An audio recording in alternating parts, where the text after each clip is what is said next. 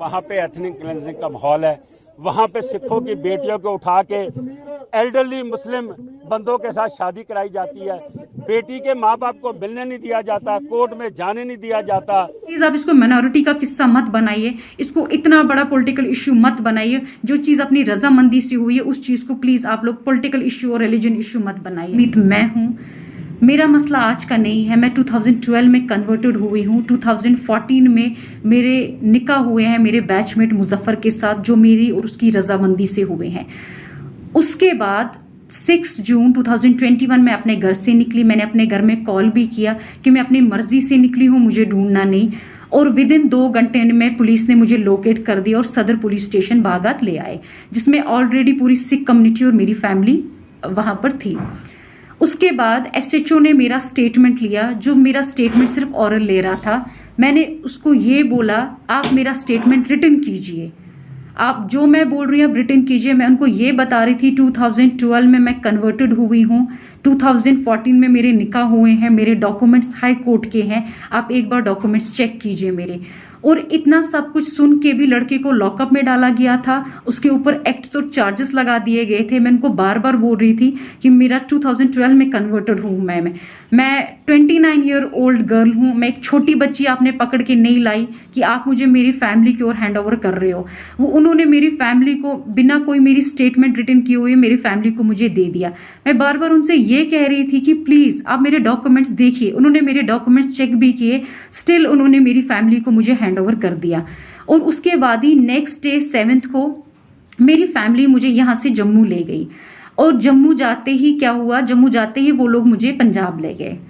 पंजाब में मेरे को अलग अलग फेडरेशंस मिलने आ रहे थे, वो मेरे को ब्रेन वॉश कर रहे थे। वो वहां पर मेरे को ये समझा रहे थे कि आप जो स्टेटमेंट है वो अगेंस्ट देना, लड़के के फेवर में नहीं देना। मैं वहां पर भी सबको यही बोल रही थी कि लड़के ने मेरे को कोई किडनैप नहीं किया है, मैं अपनी मर्जी से आई हुई हूँ। हमारे पास हाई कोर्ट के डॉक्यूमेंट्स है, आप वो देख सकते हो। लड़के के ऊपर जो भी एक्ट्स लगे हैं वो बेसलेस हैं, फॉल्स हैं, क्योंकि ये सब मेरी रजामंदी से हुआ है। हमारे जो डॉक्यूमेंट्स है वो हाई कोर्ट के डॉक्यूमेंट्स हैं। इतना सुनने के बाद भी उन्होंने मुझे कहा नहीं ऐसा नहीं हो सकता है, हम आपको उनके पास वापस नहीं भेज सकते हैं। मैं उनको बार बार कहती थी आपने कोई 16 साल की बच्ची पकड़ के नहीं लाई है, मैं एक मैच्योर गर्ल हूं और मैं एक एजुकेटेड गर्ल हूं। इतना सुनने के बाद भी वो मुझे यही थ्रेटनिंग दे रहे थे कि अगर आपने ऐसा स्टेटमेंट वहां पर दे दिया जो स्टेटमेंट लड़के के फेवर में होगा, तो हमारे शूटर्स वहां पर बाहर आपका वेट कर रहे होंगे, आपको निकलते ही शूट कर दिया जाएगा, या तो वैसा नहीं अगर हम करेंगे एसिड अटैक तो आप पे हो जाएगा, या हम उनकी फैमिली पे एसिड अटैक कर देंगे। वो मुझे थ्रेटनिंग सीधे दे रहे थे मेरे फेस पे। उसके बावजूद भी मैंने उनको कोई वीडियो नहीं दिया। वो मुझे कह रहे थे आप हमें अपना वीडियो दीजिए, वो वीडियो हम कश्मीर में दे देंगे, कश्मीर का जज उस वीडियो पे अपनी जजमेंट दे देगा।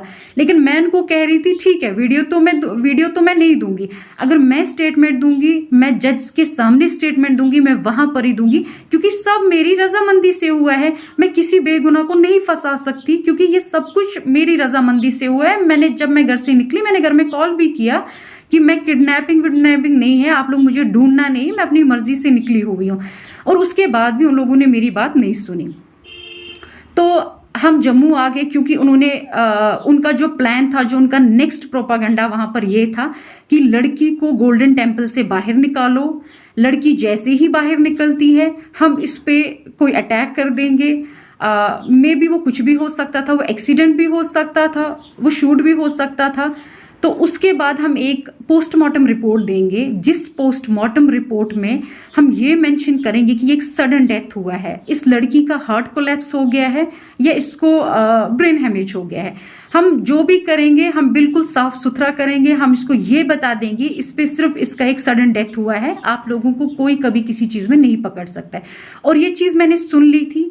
मैंने अपनी फैमिली को मॉर्निंग में इंसिस्ट किया हम यहाँ पर नहीं रहेंगे, चाहे कुछ भी हो जाए, मैं यहाँ सुसाइड कर लूंगी, हम यहाँ से निकल जाएंगे। हम यहाँ से निकलते हैं, ठीक है जैसा आप बोलोगे जम्मू में मैं आपको ये स्टेटमेंट दे दूंगी, बट मैं पंजाब में ये स्टेटमेंट कभी भी नहीं दूंगी। और उसके बाद हम लोग जम्मू आ गए। जम्मू आते ही जैसे ही हम एक दिन रुके, नेक्स्ट मैं अपनी फैमिली के साथ 6 जून से लेके 25 जून तक थी। 25 जून को मॉर्निंग में मेरे फैमिली में कॉल आया कि हम कश्मीर पुलिस से हैं, हम गेट के बाहर हैं, आप आइए। तो मेरी फैमिली में 2 बंदे बाहर गए, वो उनसे मिले। वहाँ पर जम्मू जानीपुर की पुलिस भी थी, ये नहीं था कि वहाँ पर खाली कश्मीर पुलिस थी, वहाँ हमारे घर के साथ ही एक पुलिस स्टेशन है, उनकी पुलिस भी वहाँ पर थी। उसके बाद वो मेरे रूम में आए, उन्होंने मुझे बोला मैडम चलिए हमारे पास हाई कोर्ट के ऑर्डर्स हैं। वो ऑर्डर हमने देखे और सीधे पहले मुझे जानीपुर पुलिस स्टेशन में ले गए।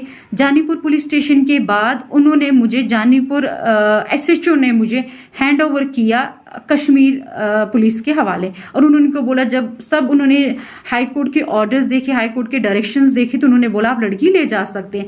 और उसके बाद ही हम आगे हम यहाँ पर पहुंचे, मुझे वुमेन्स पुलिस स्टेशन में रखा गया। वहाँ पर मेरे को ना कोई मिलने आया, ना मैं किसी से मिलना ही चाहती थी। और नेक्स्ट डे ही मेरे को सदर पुलिस स्टेशन से पुलिस की गाड़ी आई जो मुझे कोर्ट ले गई। और आप सब एजुकेटेड हैं, मैं खुद भी एजुकेटेड हूं, आपको पता है कोर्ट में कोई किसी को गन पॉइंट पे कभी उसकी स्टेटमेंट नहीं ले सकता। अगर ऐसी चीजें होने लगी फिर कोर्ट पे भी तो कभी हम यकीन नहीं कर सकते हैं ना, क्योंकि ये सब तो आपको पता ही है, कोर्ट पे कोई किसी को गन पॉइंट पे नहीं रख सकता है। और मेरे को जैसे जम्मू में लाया गया मैं तो किसी से भी नहीं मिली, मेरे को तो वुमेन्स पुलिस स्टेशन में रखा गया। उसके बाद ही सुबह स्क्वाड आई, किसी को नहीं पता था कि मेरी हेयरिंग है, क्योंकि मेरी हेयरिंग ऑलरेडी 3 बार डिले हो गई थी, क्योंकि तीनों बार 6 से लेके 25 तक हम आउट ऑफ स्टेशन थे, हम जम्मू, हम पंजाब में थे। मेरी जो हेयरिंग है वो मिस होती गई। हाई कोर्ट के डायरेक्शन से मुझे यहाँ पर बुलाया गया, मुझे कोर्ट तक पहुंचाया गया। कोर्ट में जज साहिबा के सामने मैंने अपनी स्टेटमेंट दी, जिसमें मैंने उनको ये बताया है कि ये सब मेरी रजामंदी से हुआ है। मैं 2012 में कन्वर्टेड हूँ, 2014 में मेरे निकाह हुए हैं मेरे बैचमेट के साथ। उसके ऊपर जितने भी एक्ट्स एलिगेशंस हैं वो बेसलेस हैं, वो फॉल्स हैं, और उन्होंने मेरी स्टेटमेंट सारी रिटन रिकॉर्ड कर दी। तो आप सब भी ये जानते हैं कि अगर जज के सामने भी कोई किसी को गन पॉइंट पे रख सकता है तो हम तो किसी पे यकीन नहीं कर सकते हैं। आप सब तो जानते ही हैं ना, सबके फैमिली मेंबर्स, किसी का कोई कोर्ट में होगा, सब इसमें जानते हैं कि जज के सामने ये चीजें नहीं हो सकती हैं। अगर ये चीज होनी होती है तो पहले ही हो गई होती, फिर तो ये मुझे आराम से यहाँ पर ला सकते थे अगर मेरी स्टेटमेंट ऐसी होनी होती। और जज के सामने ऐसा कुछ भी नहीं होता है, ये आप सब वेल नोइंग और वेल अवेयर हैं। और मैं एक एजुकेटेड गर्ल हूँ, मेरे को पता है मेरे राइट्स क्या हैं क्या नहीं है। सो प्लीज आप इसको एक रिलीजन का मसला मत बनाइए, एक पॉलिटिकल इशू मत बनाइए, एक माइनॉरिटी किस्सा मत बनाइए, क्योंकि जो चीज अपनी रजामंदी से होती है उसको माइनॉरिटी में मत लाइए, क्योंकि मैं अपनी मर्जी से कन्वर्टेड हुई हूँ। और प्लीज मैं सबसे ये बोल रही हूँ कि ये 2 दिन और 3 दिन का मसला नहीं है, 2012 का मसला है। मेरे डॉक्यूमेंट्स पूरी सिख कम्युनिटी के पास है इस टाइम पर।